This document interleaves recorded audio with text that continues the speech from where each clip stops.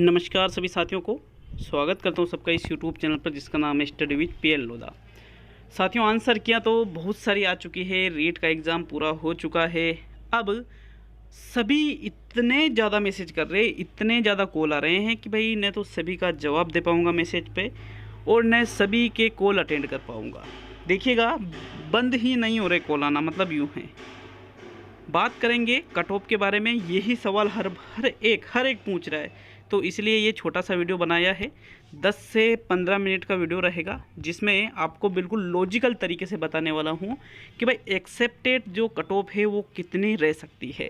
Level 1 की cut off के बारे में भी बात करेंगे, लेवल 2 की कट ऑफ के बारे में भी बात करेंगे, एसएसटी और साइंस में इन दोनों सब्जेक्टों में भी अलग अलग बात करेंगे। ठीक है, अब मतलब यूँ है, मैंने लिखा है इससे एक भी नंबर कम ज़्यादा नहीं होगा। इसका मतलब ये है कि भाई जो कट ऑफ मैं बताने वाला हूँ उस पर यूँ मान लीजिए उससे ज़्यादा तो जाएगी ही नहीं किसी भी सिचुएशन में, उससे ज़्यादा। अब कई सारी चीज़ें डिपेंड करती है, तो चलिए एक एक बिंदु को समझेंगे और मेरे तर्कों को अच्छी तरह सुन कर के ही नीचे कमेंट करना। बिना पूरा वीडियो देखे नीचे कमेंट करने से पहले एक बार सोच लेना, ठीक है ना, क्योंकि मुझे पता है कई सारे नेगेटिव कमेंट आने वाले हैं इस वीडियो पे। तो एक बार पूरे तर्कों को सुन लीजिएगा और उसके बाद में नीचे जाकर के कमेंट कीजिएगा। साथियों, ऐसा नहीं है कि भाई डायरेक्ट ही आप कमेंट कर रहे हो, पूरी बात सुन ही नहीं रहे हो, तो फिर उसमें मज़ा नहीं आता है। तो अच्छी तरह से बात करेंगे, एक एक चीज़ के बारे में बात करेंगे, ठीक है।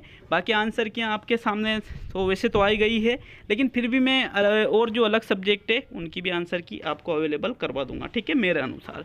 तो चलिए शुरू करते हैं एक एक चीज़ को, एक एक फैक्ट को विश्लेषित करते हुए। तो सबसे पहले हम बात करते हैं पेपर के विश्लेषण की। तो भाई पेपर का विश्लेषण करें तो चाहे लेवल 1 का पेपर हो चाहे लेवल 2 का पेपर हो, दोनों ही पेपर का विश्लेषण करेंगे। साथियों, ये है कि 2018 में आपके रीट का एग्ज़ाम हुआ था। रीट के प्रमाण पत्रों की वैलिडिटी होती है 3 साल की।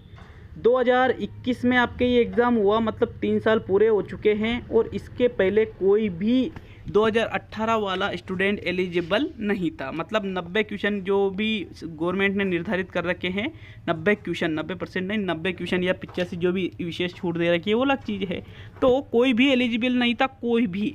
अब इसी वजह से जो हमको ये लग रहा है कि यार पेपर सरल आया था, लेवल 1 का भी पेपर सरल आया था, लेवल 2 का भी पेपर सरल आया था, ऐसा हमको लग रहा है।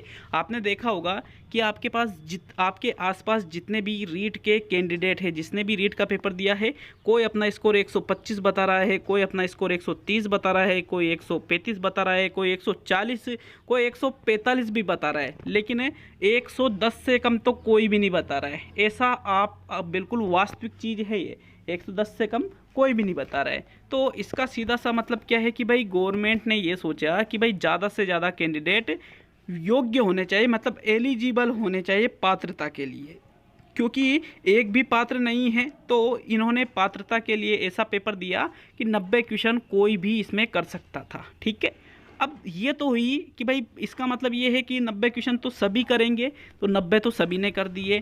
उसके बाद में लेवल 1 के पेपर की बात करें तो हाँ, पेपर सरल था, लेकिन उतना भी सरल नहीं था जितना हमको ये लग रहा है, क्योंकि हर एक सब्जेक्ट में 2-2, 4-4 या 4-4, 5-5 क्वेश्चन ऐसे थे जो बहुत ही शानदार प्रश्न थे और जो गलत भी हुए हैं साथियों, जिसमें अलग अलग कोचिंग्स वाले, अलग अलग चैनल वाले अलग अलग आंसर बता रहे हैं। तो हम क्या कर रहे हैं कि उसने अलग बताया, उसने अलग बताया, सारा जोड़ तोड़ के वहाँ से वो सही मान लिया, यहाँ से वो सही मान लिया और अपना स्कोर कहाँ पहुँच गया, 130 पे। तो भाई साहब, मैं सिर्फ एक बात बताना चाहूँगा कि चाहे लेवल 1 से आप हो चाहे लेवल 2 से आप हो, अब जब फाइनल आंसर की आरबीएससी की आएगी और उसमें जो आपका स्कोर रहेगा वो सबसे इम्पोर्टेंट है। उसके बाद में आरबीएससी की फाइनल आंसर की लगभग 7 से 8 दिन में आ जाती है, तो उसके 7 से 8 दिन बाद उसमें रीट लगाने का एक ऑप्शन रहेगा कि भाई आपको जिन प्रश्नों में डाउट हो उन पर रीट लगा दीजिए। तो हम या फिर आप जो भी है कैंडिडेट रीट लगाएंगे और लगभग 10 से 15 दिन बाद वापस एक और रिवाइज आंसर की भी आएगी। तो वो जो रिवाइज आंसर की रहेगी उसे हम फाइनल आंसर की कहते हैं। मतलब जो अपना वास्तविक स्कोर है तो लगभग 25 दिन बाद पता चलेगा हमें वास्तविक स्कोर की वास्तव में हमारा इतना स्कोर बना है। तो वर्तमान में जो आपके पास जितने भी लोग हैं कह रहे हैं कि 125 130 जो भी बातें चल रही है साथियों, ये सरासर गलत है। गलत क्या है देखिएगा, फाइनल आंसर की में जो स्कोर रहता है वो ही सच्चाई है और सब बातें झूठी है मेरे हिसाब से। अब आप सोच रहे होंगे कि भाई ये तो हमें मतलब नकारात्मक बातें कर रहा हूँ मैं। नहीं, नकारात्मक नहीं कर रहा हूँ, मैं वास्तविकता बता रहा हूँ। वास्तविकता स्वीकार करना ही पड़ेगा। फाइनल आंसर की में अपना जो स्कोर होता है उसको ही वास्तविक स्कोर कहते हैं और वही हमारी सच्चाई होती है। तो ये मान लीजिए फाइनल आंसर की में और वर्तमान में विभिन्न प्रकार के चैनल, विभिन्न प्रकार की जो कोचिंगें हैं, इनके आंसर में कम से कम 10 से 15 प्रश्नों का अंतर आता है। कम से कम है ये 10 से 15 प्रश्न अलग मानता है आरबीएससी। हर बार ऐसा होता है, हर बार, चाहे 2011 से 2018 तक का रिकॉर्ड उठा के आप देख सकते हो। अब 10 से 15 क्वेश्चन चेंज हुए तो किसी के 10 से 15 कम भी हो सकते हैं, किसी के 5 से 7 ज़्यादा भी हो सकते हैं, तो कुछ भी हो सकता है। सीधा सा मतलब ये है। तो जहाँ पर हम सोच रहे हैं कि 120 सभी के आए हैं, मेरा मानना है 120 से यह आंकड़ा जाएगा 115 पर। 115 पर यह आंकड़ा जाने वाला है साथियों फाइनल आंसर की में। और अगर हम इस चीज़ के बारे में बात करें कि भाई कट ऑफ कितनी रहेगी, तो फिर तो मित्रों कट ऑफ के बारे में अभी कोई भी फिक्स अंदाज़ा नहीं लगा सकता है। ये सब इधर उधर की बातें होती है।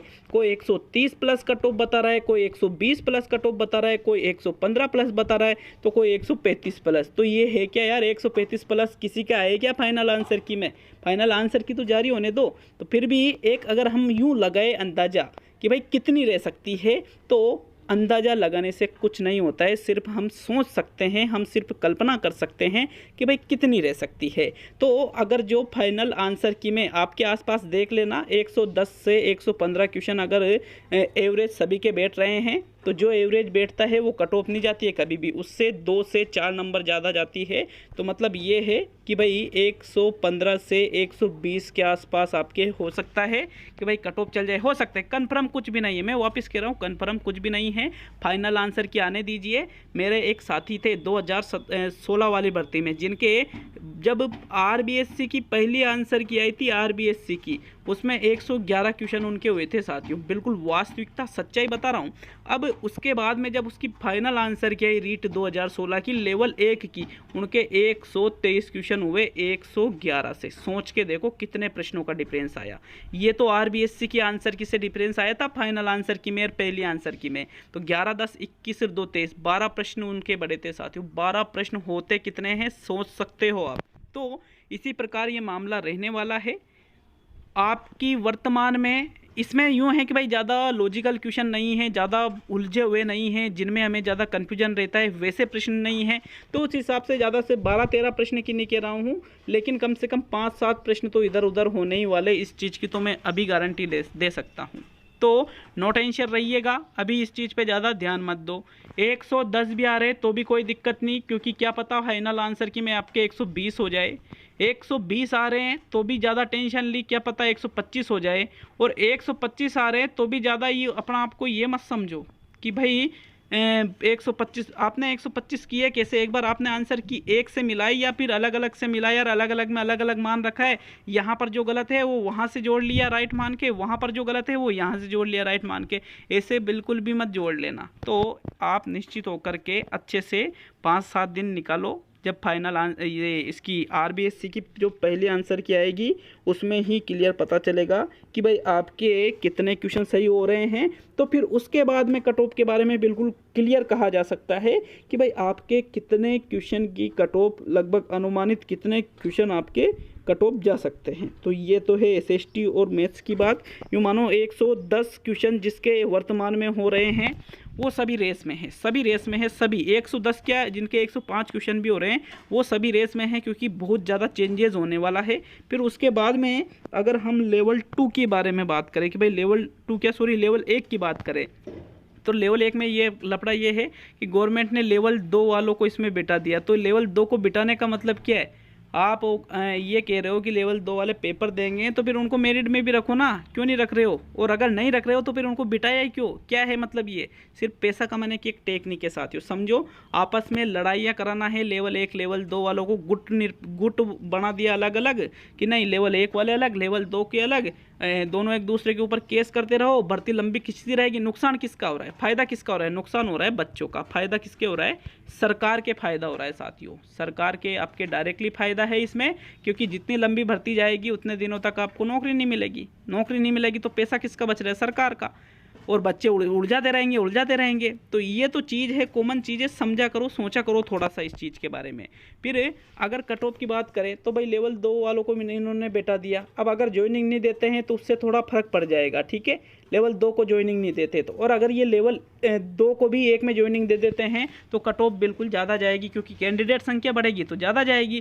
तो जिनके भी लेवल 1 में 110 प्लस वर्तमान में जो आंसर किया वगैरह से हो रहा है, सभी रेस में है, सभी रेस में है, सभी बहुत ज़्यादा चेंजेज होता है। कम से कम 5-7 के एक प्रश्न बहुत मायने रखता है इसी जगह पर। तो 5-7 प्रश्न जो चेंज होते हैं साथियों, बहुत ज़्यादा सादा जो गणित है, पूरा गणित बिगड़ जाता है। जो वर्तमान में अनुमान लगा रहे ना, 120 जाएगी, 125 जाएगी, 130 जाएगी, पूरा गणित धरा का धरा रह जाता है जब फाइनल आंसर की निकलती है और जब कट ऑफ निकलती है। तो आप तो निश्चित रहो, आपने पेपर दे दिया, अपना बेस्ट दिया है आप सभी ने, तो नो टेंशन रहो भाई। जीवन है ये अपना, इस जीवन में यूँ नहीं है कि ये परीक्षा ही अपना जीवन नहीं है, जीवन में और भी बहुत सारी चीज़ें होती है साथियों। क्योंकि बच्चे होते हैं 5-5-7 कंपटीशन में भी नंबर नहीं आता है, फिर भी बाद में उनका नंबर आ जाता है और वो सिलेक्शन ले जाते हैं। तो ऐसे टेंशन लेने की बिल्कुल भी आपको ज़रूरत नहीं है। 105-10 क्वेश्चन भी अगर लेवल 1 में बैठ रहे हैं तो फाइनल आंसर की आने दीजिए, उससे मिलान कीजिएगा और फिर उसके बाद में ही जो भी चीज़ें हैं हम बातें करेंगे, ठीक है। नो टेंशन रहो, ज़्यादा सवाल पूछने की ज़रूरत नहीं है, कहीं पर भी भटकने की ज़रूरत नहीं है। ज़्यादा इधर उधर आंसर क्यों से 100 आंसर क्या आएंगी तो सभी से मिलाने बैठोगे क्या? रहने दीजिए। जिन प्रश्नों पे डाउट हो वो कर सकते हैं, बिल्कुल सॉल्यूशन में जिन प्रश्नों पे डाउट हो उनका करा सकता हूँ, बस यूँ है एक्सेप्टेड करा सकता हूँ, ठीक है। तो नो टेंशन रहो, आप तो आंसर की आने दीजिए आरबीएससी की, और ज़्यादा कट ऑफ पे दिमाग मत घुमाइएगा।